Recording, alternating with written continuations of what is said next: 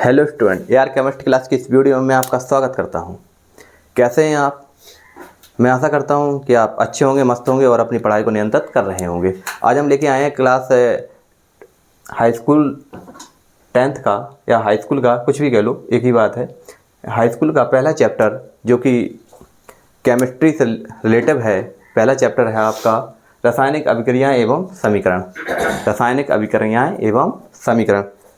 तो हम इस पे बात करेंगे कि क्या होती हैं रासायनिक अभिक्रियाएं और इनके समीकरण किस प्रकार बनाए जाते हैं और हमारे जो दैनिक जीवन में किस प्रकार क्रियाएं होती रहती हैं जो हमें महसूस होती हैं, जिन्हें हम इंद्रियों द्वारा भी महसूस करते हैं। और कुछ परिवर्तन भी ऐसे होते हैं जिन्हें हम देखकर ही पता देते हैं कि परिवर्तन हो रहे हैं। जैसे हम अपने दैनिक जीवन में देखें, क्योंकि हमें थोड़ा इसका परिचय जानना बहुत ज़रूरी होता है। तो हम पहली हेडिंग बनाएंगे बेटा, परिचय।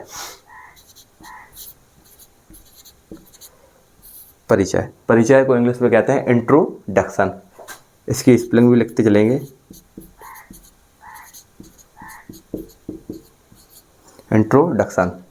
तो हम इसके परिचय में देखेंगे रासायनिक अभिक्रियाओं के। तो हमारे दैनिक जीवन में कुछ रासायनिक अभिक्रियाएं भी होती हैं। जैसे हम देखें तो दैनिक जीवन में कौन कौन सी अभिक्रियाएं होती हैं। जैसे पहला हम देखें तो जब हम लोहे को किसी नमी युक्त क्षेत्र में छोड़ देते हैं तो उस पर क्या हो जाती है कि कुछ समय बाद एक लाल लाल कलर की या भूरे रंग की भी हम कह सकते हैं एक परत सी जम जाती है, जिसे हम जंग कहते हैं। तो यह एक हमारे दैनिक जीवन का सीधा सा उदाहरण है, रासायनिक परिवर्तन है कि इस पर ऑक्सीजन मिली और उसको नमी में मिली। तो यह क्या हुआ कि उसमें कुछ जीवाणु ऐसे लग गए जो क्या है लोहे को खाने लगते हैं, जिसे हम जंग कहते हैं। तो यह एक रासायनिक परिवर्तन है। तो हम परिचय में लिखेंगे, जैसे परिचय में पहला हम लिख देंगे इसमें रासायनिक परिवर्तन क्या है आपका। उदाहरण में देख लेंगे, लोहे को नमी में छोड़ने पर पहला क्या लिखेंगे, लोहे को नमी में छोड़ने पर। उसके बाद हम दूसरा उदाहरण देखेंगे तो हम समझते हैं सभी लोग कि हम जो भोजन ग्रहण करते हैं तो कुछ ना कुछ ऐसे ही हमारे जो पेट की जो क्रियाएं हैं जिसमें भोजन एकत्र रहता है, उसमें क्या होता है कि जो क्रियाएं होती हैं तो किस प्रकार पाचन हो रहा है, किस प्रकार क्रियाएं हमारे शरीर में हो रही हैं। इससे क्या हो रहा है कि हमारे शरीर से जो पौष्टिक आहार है वो अलग हो रहा है और जो वेस्ट मटेरियल है वो अलग एकत्रित हो रहा है। तो ये खाना पचाने की जो प्रक्रिया है, सभी रासायनिक प्रक्रियाएं हमारे शरीर में होती रहती है। तो हम दूसरा एग्जाम्पल लिखेंगे इसमें। दूसरा अपना उदाहरण होगा कि हमारे शरीर में भोजन का पाचन।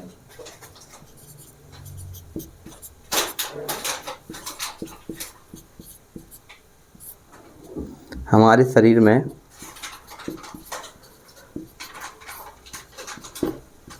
भोजन का पाचन, ठीक है। उसके बाद एक एग्जाम्पल और देख देते हैं।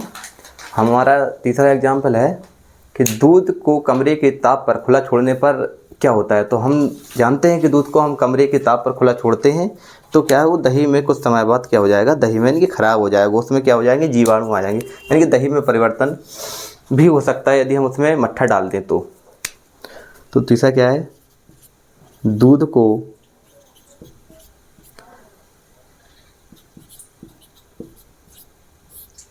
कमरे के ताप पर खुला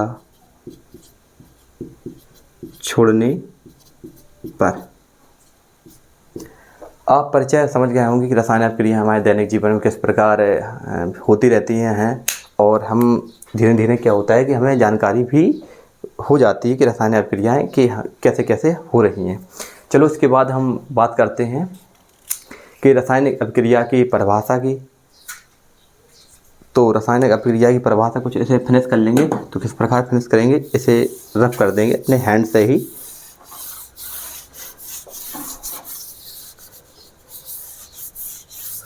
चलो तो हम इसकी रासायनिक अभिक्रिया की परिभाषा की बात करते हैं। तो हम हेडिंग बनाएंगे सबसे पहले बेटा, क्या बनाएंगे, रासायनिक अभिक्रिया, केमिकल रिएक्शन। तो पहली हेडिंग क्या होगी अपनी, रासायनिक अभिक्रिया, इसका इंग्लिश में भी नाम लिखेंगे, क्या लिखेंगे? Chemical reaction.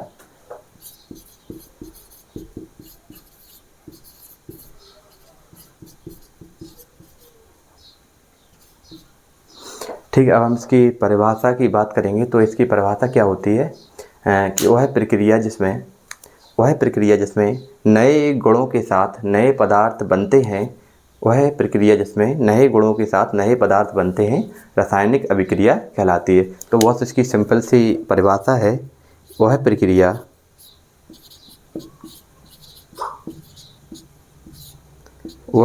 जिसमें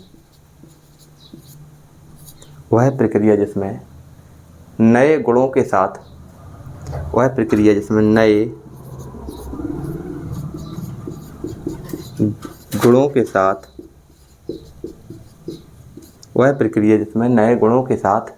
नए पदार्थ बनते हैं, वह प्रक्रिया जिसमें नए गुणों के साथ नए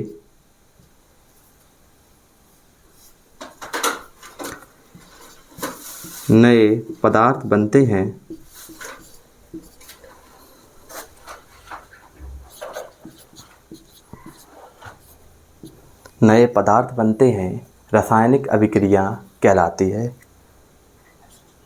नए पदार्थ बनते हैं, केमिकल रिएक्शन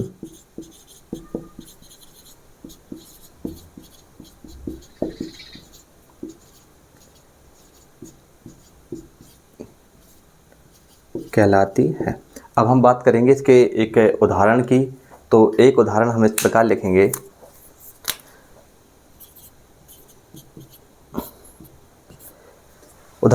हम मैंगनीज की क्रिया, मैग्नीशियम की क्रिया या मैंगनीज की क्रिया, कोई भी हम क्रिया कर सकते हैं। कार्बन की क्रिया हम ऑक्सीजन के साथ करा देते हैं तो कार्बन डाइऑक्साइड बन जाता है। तो हम सबसे छोटा सा उदाहरण लेते हैं कि मैग्नीशियम की क्रिया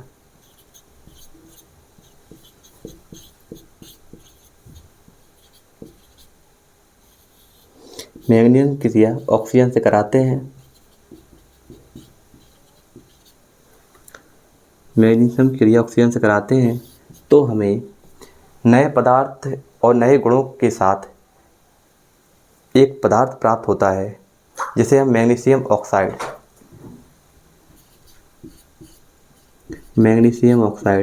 कहते हैं।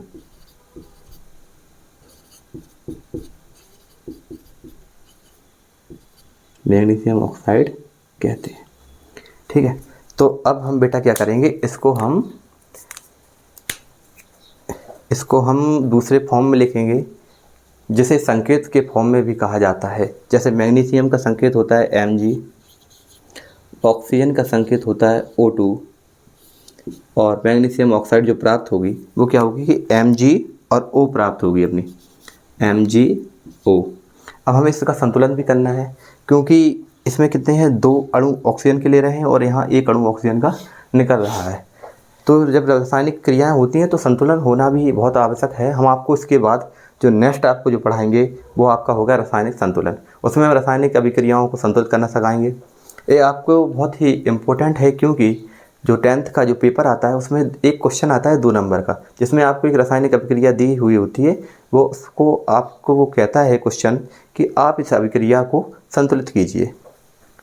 तो हम आपको बहुत ही कम समय में, बहुत ही सरल भाषा में आपको नेक्स्ट वीडियो में इसी वीडियो में एक रिएक्शन और आने वाले नेक्स्ट वीडियो में 2-3 रिएक्शन करा देंगे, जिससे आप संतुलित करना बहुत ही आसानी से सीख जाएंगे।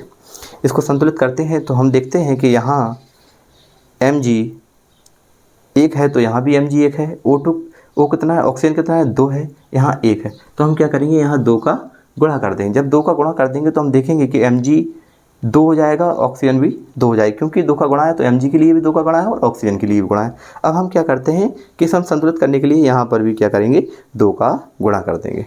सेम प्रोसेस यही है। ये मैग्नीशियम है, ये आपकी ऑक्सीजन है, ये आपकी मैग्नीशियम ऑक्साइड बन गई है। ठीक है, इसके बाद हम नेक्स्ट जो टॉपिक ले रहे हैं ये है आपकी अगला जो नेक्स्ट टॉपिक है या नेक्स्ट हेडिंग है वो आपकी है रासायनिक समीकरण। अब हम रासायनिक समीकरण की बात करते हैं तो हम इसे क्या करेंगे, थोड़ा क्लीन कर लेंगे। कोई कपड़े या पेपर से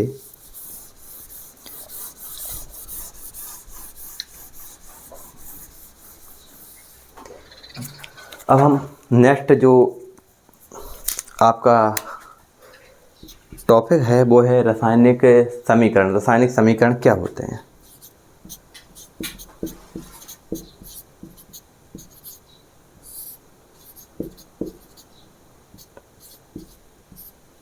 रासायनिक समीकरण, इसे इंग्लिश में कहते हैं केमिकल इक्वेशन।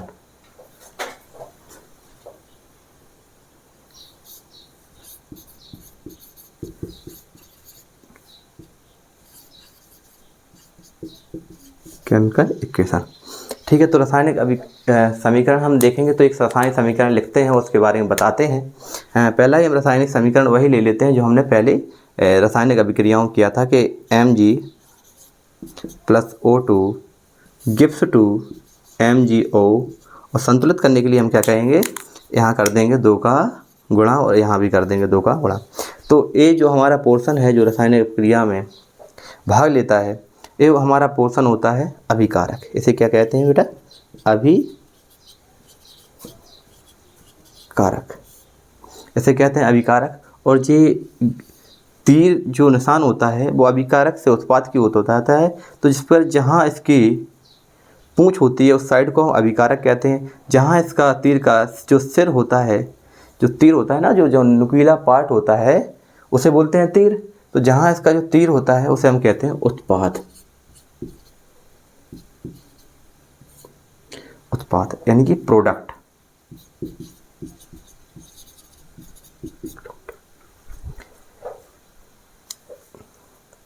जब हमें कोई भी अभिकारक में कोई भी चीज़ यानी कि कोई भी अणु जोड़ना होता है,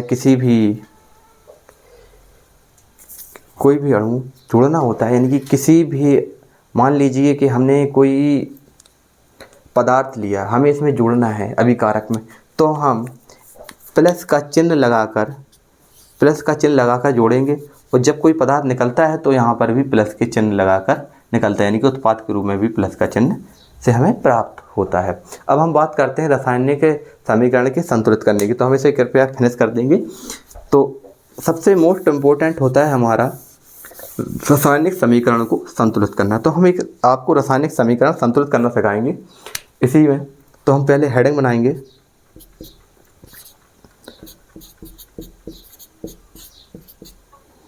रासायनिक समीकरण को संतुलित करना।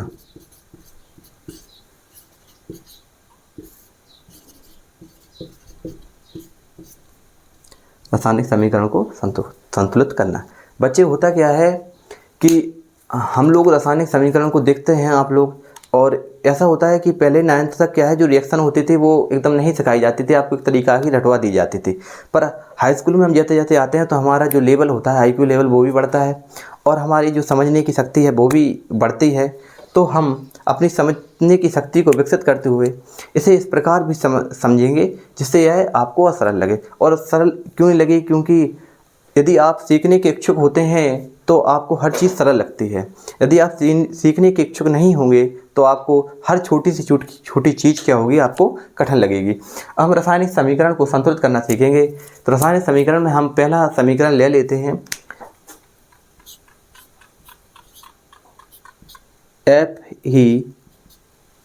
Fe plus H2O gives to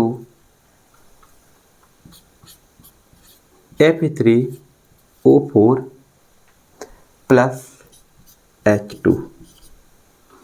देखो, ये हाइड्रोजन गैस है, जब निकलती है, जब गैसेस निकलती हैं तो हम एक तीर ऊपर का चिन्ह लगाकर, यानी कि तीर को ऊपर के निशान जैसा बना देते हैं, तो इससे क्या पता चल जाता है कि गैस निकल रही है अभिक्रिया में। अब हम इस प्रकार संतुलित करेंगे तो हम इसमें स्टेप बाय स्टेप संतुलित करेंगे। यदि हम सीधा संतुलित कर लेंगे तो आप लोगों को समझ में नहीं आएगा। तो हम क्या करें, समझने के पर्पज से क्या करेंगे, स्टेप बाय स्टेप चलते चलेंगे। तो पहला जो चरण होगा जिसे हम लिखेंगे फर्स्ट स्टेप, फर्स्ट का निशान लिखते हैं।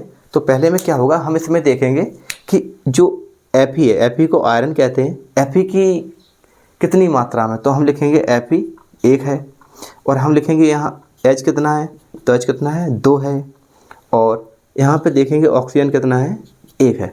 अब हम आते हैं देखो दूसरी ओर तो हम इस प्रकार भी लिख सकते हैं इसे कि इसे हम मान लो लेफ्ट हैंड साइड कह देते हैं LHS, इसे क्या देंगे राइट हैंड साइड RHS। कोई दिक्कत नहीं है, ये हमारे समझने के पर्पस है। तो हम RHS साइड देखेंगे कि Fe कितना है, Fe हमारा 3 है, O कितना है 4 है, हाइड्रोजन कितना है 2 है। कोई भी चीज़ हम इसमें से एक चीज़ समझ लेंगे कि हमें किसको संतुलित पहले करना है, उसी को हम संतुलित करते चलेंगे। तो हम यहाँ देखेंगे कि ऑक्सीजन सबसे पहले बड़े वाले को संतुलित कर देंगे जो सबसे ज़्यादा बार आया। जैसे ऑक्सीजन कितना है 4, यहाँ पर ऑक्सीजन कितना है 1, तो हम ऑक्सीजन को पहले संतुलित करेंगे। तो हम देखेंगे कि यहाँ पे ऑक्सीजन है 4, यहाँ पे कितना है 1, तो हमें ज़रूरत कितने की है, यानी कि हमें ज़रूरत है यहाँ पे 4 करने की, तो हमें तो 4 का गुणा कर देंगे। अब हमें पता चल गया कि ऑक्सीजन में मुझे कितने का गुणा करना है 4, क्योंकि देखो संतुलित कैसा होता है, यहाँ पर भी बराबर हो जाए और यहाँ पर भी बराबर हो जाए दोनों चीज़, तो वो चीज़ क्या हो जाएगी संतुलित हो जाएगी। अब हम सेकंड स्टेप में क्या लिखेंगे, सेकंड में देखो सेकंड में क्या होगा, हम लिखेंगे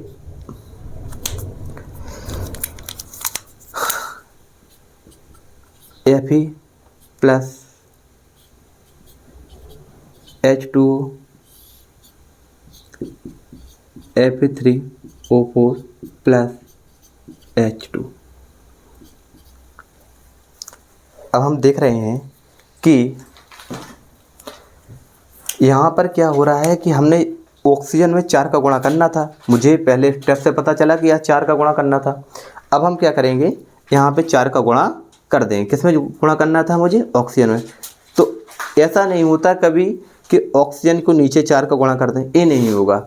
यदि पहले से दिया होगा तो रहेगा यही, पर हमें गुणा आगे करना होता है। और ऐसा भी नहीं होगा कि हाइड्रोजन ऐसा लिखा हुआ है, आप लोग कुछ लोग समझते हैं बच्चे कि इतना लिखा हुआ है तो हम 4 का गुणा करना है तो हम लिख देंगे H2O4, ऐसा भी नहीं होता है, ठीक है। और ऐसा भी नहीं होता कि H2 लिखा हुआ है इतना लिख दें, ऐसा भी नहीं होगा जी। H का गुणा जो भी होगा वो क्या होगा, आगे होगा। अब आगे होगा तो इससे बेनिफिट क्या होगा, बेनिफिट ये होगा कि Fe की संख्या तो एक ही है, यहाँ हाइड्रोजन की संख्या पहले 2 थी, अब कितनी हो गई, 4 का गुणा हो गया तो 4 दूनी 8 हो गई। तो हाइड्रोजन की संख्या 2 थी, 2 में 4 का मल्टीप्लाई हो गया तो कितना हो गया बेटा 8 हो गया। अब जो ऑक्सीजन की जो संख्या थी वो कितनी हो गई बेटा 4 हो गई, ऑक्सीजन की संख्या कितनी हो गई 4 हो गई। अब हम आते हैं दूसरी ओर, यानी कि right hand side. Right hand side देखेंगे तो Fe की बराबर 3 है संख्या, O की बराबर 4 है संख्या और H की बराबर 2 है। अब हमें एक चीज़ और समझ में आ गई कि हाँ H की संख्या कितनी हो गई 8 हो गई, यहाँ H की संख्या 2 है, तो हम H को भी संतुलित कर सकते हैं। तो सबसे पहले हम H की जगह पे संतुलित ना करके, देखो ऑक्सीजन हमारा संतुलित हो ही गया, इसमें क्या संतुलित नहीं हुआ 3, यानी कि Fe संतुलित नहीं हुआ। तो हम अब क्या करेंगे कि Fe को संतुलित करेंगे। Fe को संतुलित कर लेंगे, नहीं तो हाइड्रोजन को संतुलित कर लेंगे। अब हम कुछ भी कर सकते हैं दोनों में से, चलो देखते हैं अगले स्टेप में क्या होता है। तो हम देखो सेकंड स्टेप की जगह जो ऊपर का स्टेप क्या कर देते हैं, फिनिश कर देते हैं। हमने फिनिश कर दिया। हमें एक चीज़ पता चल गई, क्या चल गई पता, हमें ये चीज़ पता चली कि यहाँ पे जो हाइड्रोजन है वो 8 है और यहाँ पे हाइड्रोजन 2 है। तो यदि हम 4 का गुणा इस तरफ करेंगे तो हाइड्रोजन कितनी हो जाएगी 8 हो जाएगी। अब हम देखो कैसे करते हैं, हमारा कितना है थर्ड स्टेप। थर्ड स्टेप क्या है, Fe लिखो भैया, Fe के बाद 4H2O gives to Fe3O4 plus Fe3O4 plus, इसमें क्या है हाइड्रोजन में कितने का गुणा होना था 4 का गुणा होना था, तो 4 का गुणा हम इस प्रकार लिखेंगे। अब हमने देखा, क्या देखा कि संतुलित क्या क्या है, हमने संतुलित देखा क्या क्या है। तो हमने यहाँ मिलाया कि Fe तो भैया LHS साइड 1 है और आपकी जो हाइड्रोजन है वो कितनी हो गई बेटा 8 हो गई, 4 दूनी 8, और जो ऑक्सीजन है वो आपकी 4 है। अब हम राइट हैंड साइड देखेंगे, इसमें क्या है Fe कितना है 3 है, O कितना है 4 है और हाइड्रोजन कितना है आपका 8 है। हमने देखा कि हाइड्रोजन भी बराबर हो गए 8 8 और ऑक्सीजन भी बराबर हो गए, ऑक्सीजन भी बराबर हो गया, हाइड्रोजन भी। अब एक चीज़ नहीं हो रही बराबर, वो क्या है आपकी Fe का मतलब होता है बेटा आयरन। तो Fe में कितने का गुणा है, यहाँ 3 है, यहाँ कितना है 1, तो यहाँ मल्टीप्लाई होगा आपका 3 का। तो नेक्स्ट स्टेप में क्या होगा बेटा आपका, हम 4th स्टेप में लेके चलेंगे, इसको फिनिश कर देते हैं। सेकंड स्टेप को हम क्या करते हैं, 4th स्टेप आपका ले लेते हैं, ठीक है। अब हम क्या होता है Fe लिखेंगे, Fe के बाद 4H2 लिखेंगे, उसके बाद गिफ्ट 2 का निशान लगाएंगे, यहाँ लिखेंगे Fe3O4 प्लस 4H2। एक गैस है तो यहाँ पे क्या होगा, एक निशान लगेगा तीर का जो ऊपर की ओर होगा, जिसका सरा किसकी ओर होगा, ऊपर की ओर। तो हम देखेंगे कि यहाँ 3 की आवश्यकता थी, यहाँ 3 की आवश्यकता पूर्ति करने के लिए तो हम क्या करेंगे, Fe में 3 का गुणा कर देंगे। अब हम देखेंगे यह रासायनिक समीकरण संतुलित हुआ कि नहीं हुआ। तो हम क्या लिखेंगे, LHS साइड लिख देंगे, इस तरफ लिख देंगे RHS राइट हैंड साइड। तो हम लिखेंगे Fe बराबर कितना है, यहाँ 3 है, और हाइड्रोजन कितना है, यहाँ 8 है, और ऑक्सीजन आपका कितना है, 4 है। यहाँ देखेंगे Fe कितना है, 3 है, ऑक्सीजन कितना है, 4 है, और हाइड्रोजन कितना है, यहाँ 8 है। अब हम देखेंगे कि यहाँ संतुलित हुआ कि नहीं हुआ।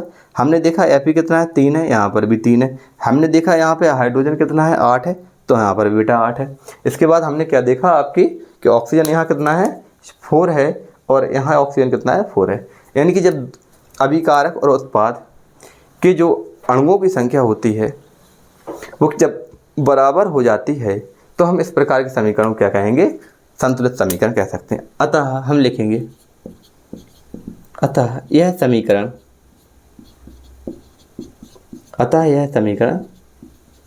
संतुलित।